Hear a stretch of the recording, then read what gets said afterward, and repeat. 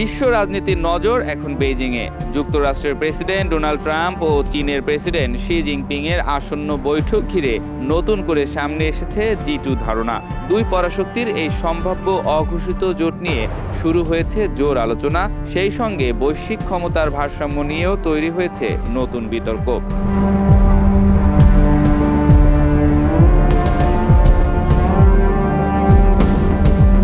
6 মাস আগে বাণিজ্য যুদ্ধের বিরতির পর এটি হবে ট্রাম্প ও শি জিনপিং এর প্রথম মুখোমুখি বৈঠক। মধ্যপ্রাচ্যের চলমান অস্থিরতার মধ্যে ট্রাম্পের জন্য এই সফরকে খুবই গুরুত্বপূর্ণ কূটনৈতিক সাফল্যের সুযোগ হিসেবেও দেখা হচ্ছে।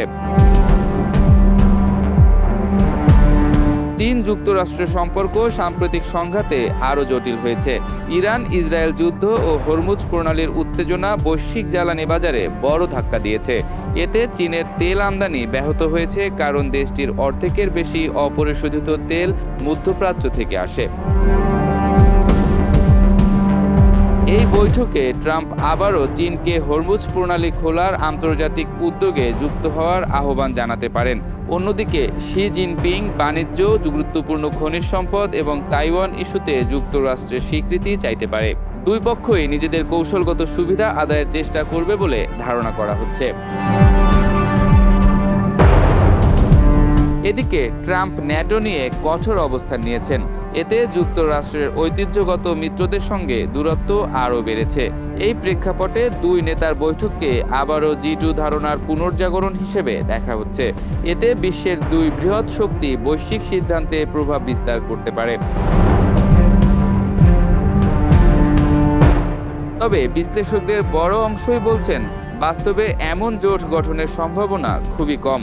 যুক্তরাজ্যের বিভিন্ন গবেষণা প্রতিষ্ঠানের বিশেষজ্ঞদের মতে দুই দেশের সম্পর্ক আসলে প্রতিযোগিতার, সহযোগিতার নয়। বিশেষজ্ঞদের মতে যুক্তরাষ্ট্র চায় বিশ্ব নেতৃত্ব ধরে রাখতে, আর চীন চায় সমান মর্যাদার শক্তি হিসেবে প্রতিষ্ঠা পেতে। ফলে দুই পক্ষ একসঙ্গে নেতৃত্ব ভাগ করে নেওয়া প্রায় অসম্ভব। অন্যদিকে বিশ্বের অন্যান্য দেশও এই সম্ভাব্য G2 ব্যবস্থার ব্যাপারে উদ্বিগ্ন। ইউরোপ, ভারত, ব্রাজিল সহ অনেক দেশ আশঙ্কা করছে দুই পরাশক্তির সিদ্ধান্তে তাদের ভূমিকা সীমিত হয়ে যেতে পারে। বিশ্লেষকরা বলছেন, যদি এই ধরনের অঘোষিত জোট বাস্তবায়িত হয় তাহলে বিশ্ব বাণিজ্য, প্রযুক্তি ও কূটনীতির ভারসাম্য দুই শক্তির নিয়ন্ত্রণে চলে যেতে পারে। এতে বহুপক্ষীয় বিশ্ব ব্যবস্থা দুর্বল হয়ে পড়ার ঝুঁকিও তৈরি হবে।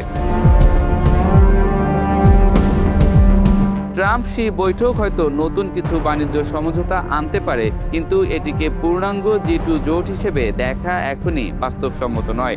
বরং এটি দুই পরাশক্তির প্রতিযোগিতা সামাল দেওয়ার একটি কৌশলগত আলোচনা হিসেবেই বেশি গুরুত্বপূর্ণ।